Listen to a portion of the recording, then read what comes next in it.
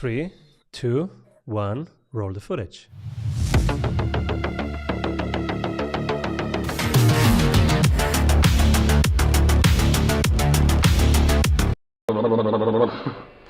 Welcome back, everybody. I'm Simon Severino, your host.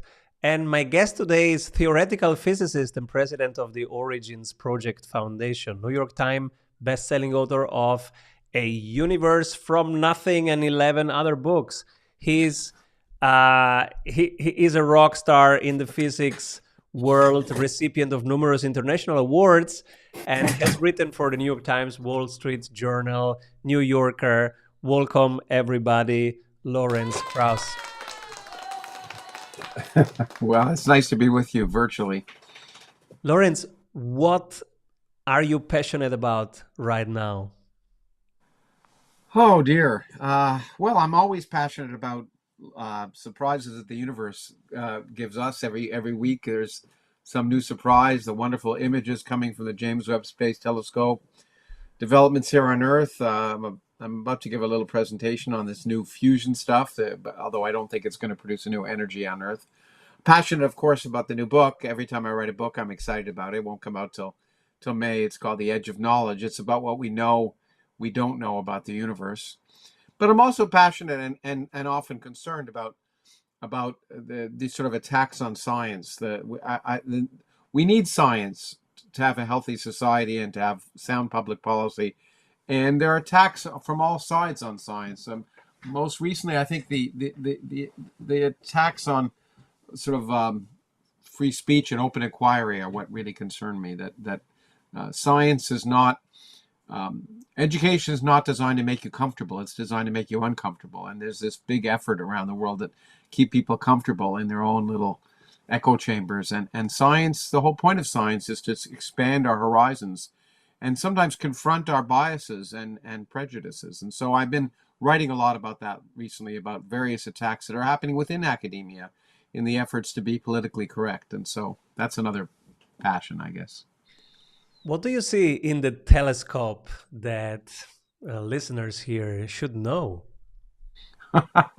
Well, there's a lot of things that I hope people will know. What is amazing is that they should realize that the new telescope, the James Webb Space Telescope, is allowing us to look back to the almost the earliest moments of visible light in the universe. We think it took 100, 200, 300 million years after the Big Bang for stars to form. And the James Webb Space Telescope is designed to look all the way back to the first stars that formed and to try and understand how they formed and whether and how then galaxies formed. And every galaxy we see right now has a big black hole in the center of it. And there's a big open question, which formed first, black holes or stars, and all of that will help us understand how we got here. I mean, it's not related to our daily activities, but ultimately it'll help us understand how we in our galaxy got here.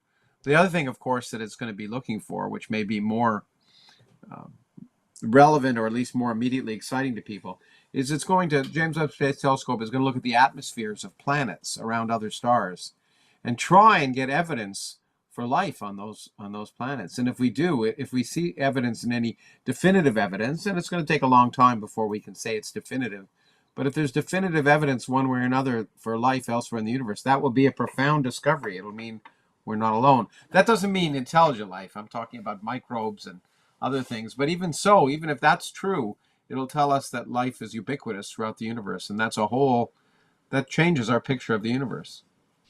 How can nothing create something? Well, it's not nothing creates something. It's that something arises spontaneously out of nothing. And it's what the case is that in science now, nothing and something are not as different as they were before. And that's okay. Science causes us to change our understanding of words and ideas. And it turns out very simply, even something simple, a simple kind of nothing like empty space without anything in it, that, no particles, no radiation, that turns out to be not so empty. It's a bubbling brew of virtual particles that pop in and out of existence for a time scale so short you can't see them.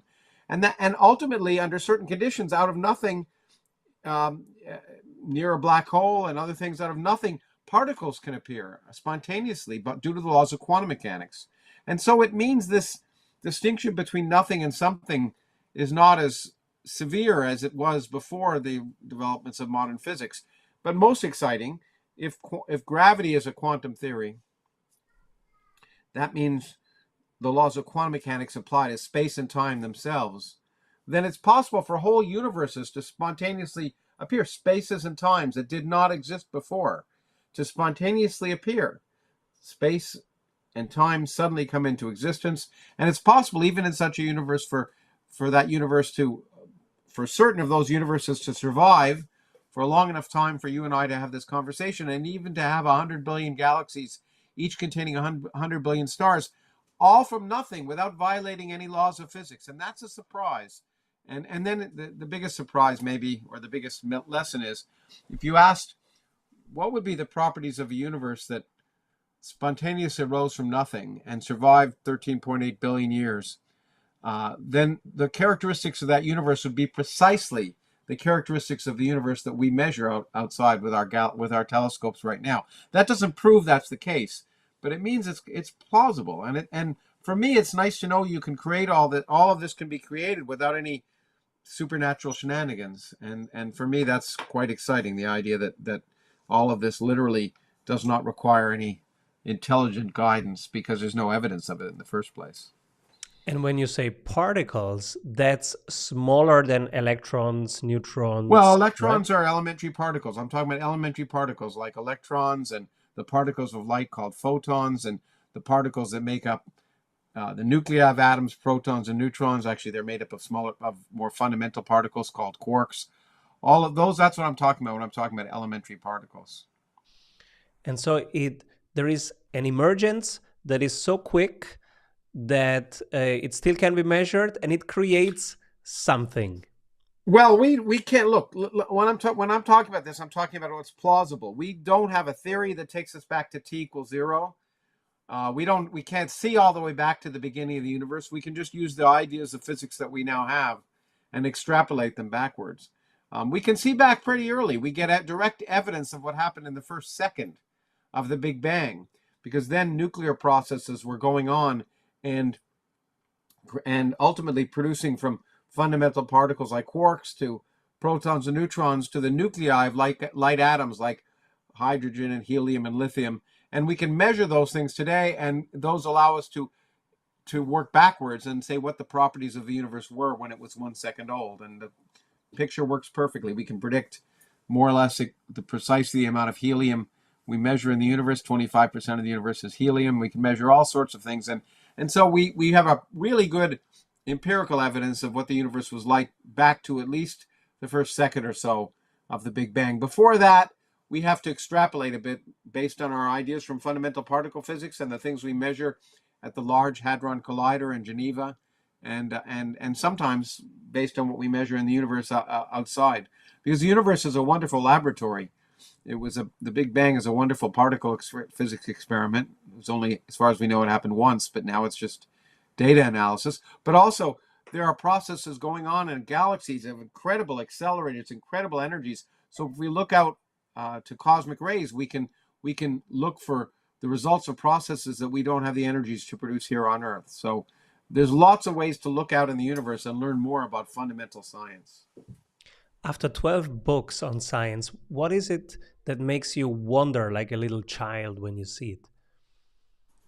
Well, everything. All you have to do to have a sense of awe and wonder is look up at the sky at night, or look out the window. And I mean, there's just on my window here. I can watch the birds, and every day I see different behaviors that are amazing.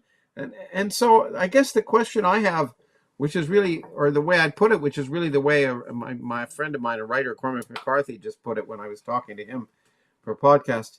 He said, how could you not be full of wonder and awe? I mean, how could you not be interested? That's probably a better question. What doesn't make you wonder? And I hope that the people who are listening here don't have an answer to that. So you still are researching. What are questions that you are tackling now? Well, I mean, I've retired from my active career at university. I've been part of a particle physics experiment to look for dark matter. Most of the energy in most of the matter in the universe, at least 5 to 10 times as much matter as was made up by everything we see, is actually we think is made of some new type of elementary particle. And if it's some new type of elementary particle, it's not just out there, it's in here and going through my body and your body as we speak. And so there are ways we can try and use to detect it. So for many years, I've been working on new ways to try and detect possible dark matter candidates. And I'm still thinking about some ideas and actually doing some research in that regard. And that's primarily the main area that I've been thinking about from the point of view of physics. And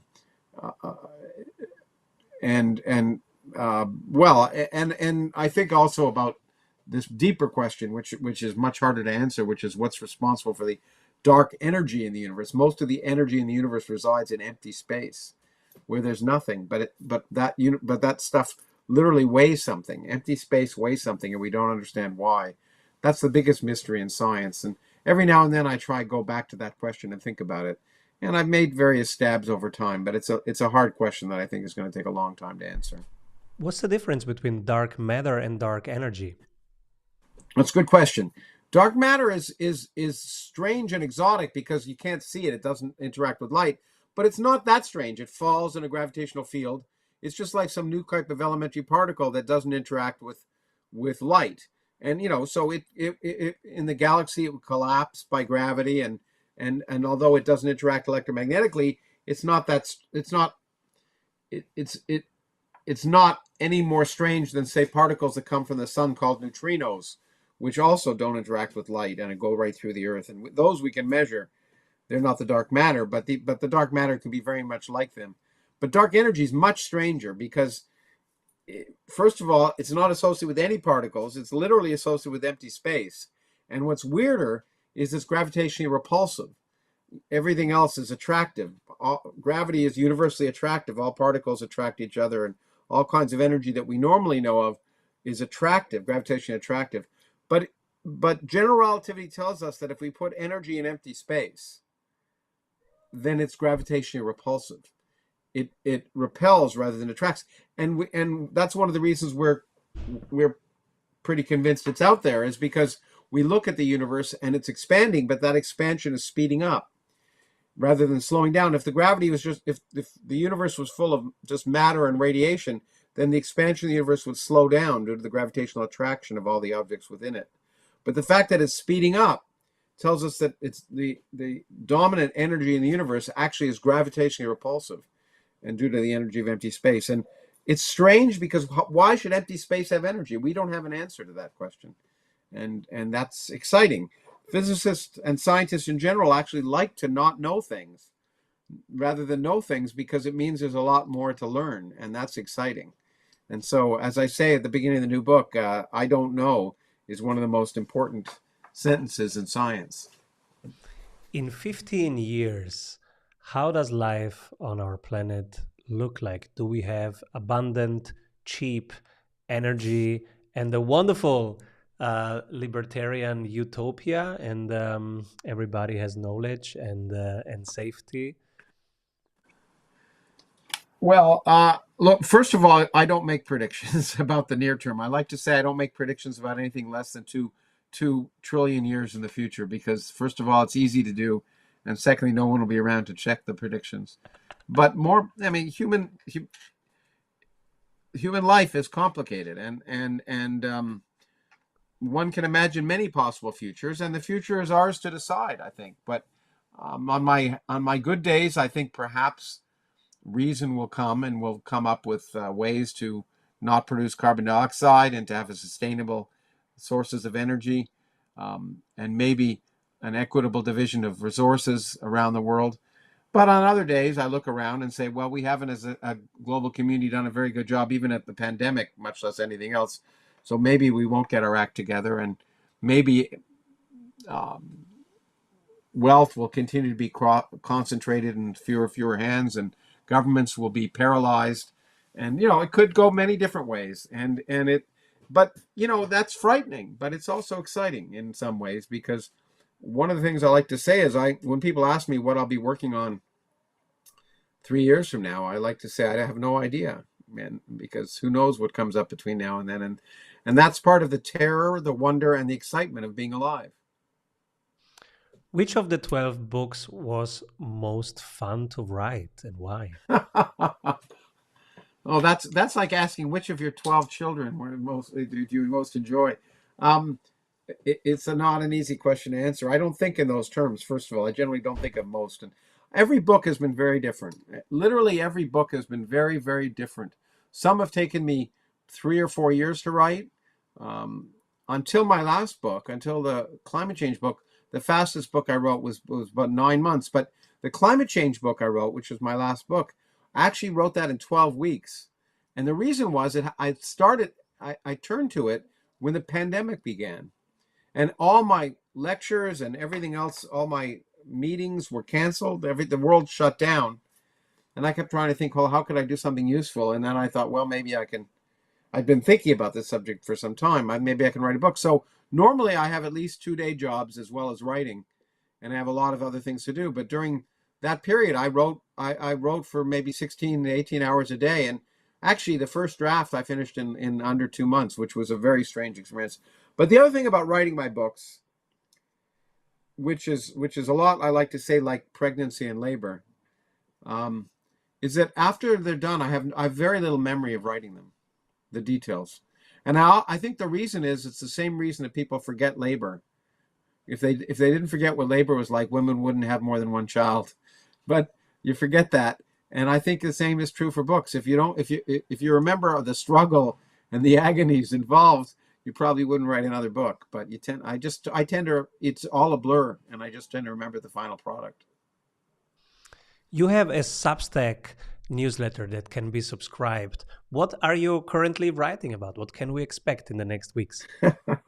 Well, again, I don't know what I'm going to write about. Well, one of the things I do write about regularly, once a month, that's kind of fun, is I actually compile a list of interesting news items on science, articles about science that have happened that month, usually 20 to 30. And once a month, I present that as a what I'm reading in science, and with links, so that people can get see interesting science stories. And I think that's a nice service I can provide people. We also, the other thing that happens on my Substack site is we host my podcast. So I have a great number of interesting guests. The last guest was Cormac McCarthy, the writer, but I'm just I'm wrapping up 3 or 4 exciting interviews with well-known scientists, and one with a Pulitzer Prize-winning journalist, Elizabeth Colbert, who wrote a book called The Sixth Extinction, and so there'll be some interesting, and maybe a few Hollywood people coming up. So that comes out twice a month in Substack as well. And I'm also planning probably a year-end.